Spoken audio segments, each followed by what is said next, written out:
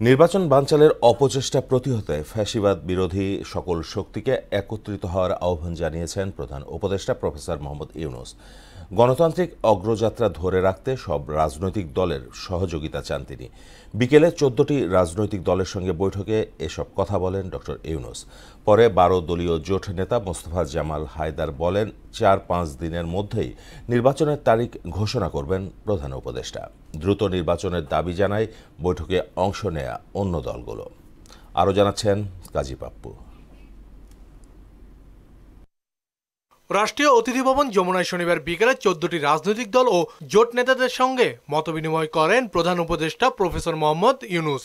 মাইলস্টোনে বিমান দুর্ঘটনায় নিহতদের স্মরণে 1 মিনিট নীরবতা পালন করা হয়।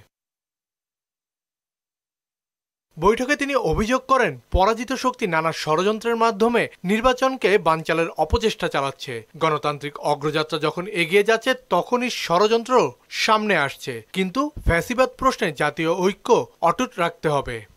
12 দলীয় জোট নেতা মোস্তফা জামাল হায়দার বলেন, ফ্যাসিবাদ রুখতে সবাই একমত। ড ইউনূস দ্রুতই নির্বাচনের তারিখ ঘোষণা করবেন বলেও জানান তিনি। আগামী 4-5 দিনের মধ্যে নির্বাচনের একটা সুনির্দিষ্ট সময় সীমা তারিখ উনি ঘোষণা করবেন। এর চাইতে আনন্দের বার্তা আর কিছু হতে পারে না। বৈঠকে উপস্থিত নেতারা নির্বাচনের প্রতি সমর্থন জানিয়ে নানা পরামর্শ দেন।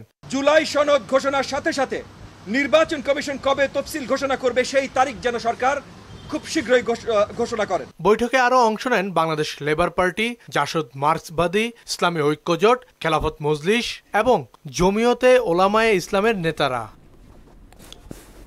কাজী পাপ্পু, মোহনা সংবাদ, ঢাকা।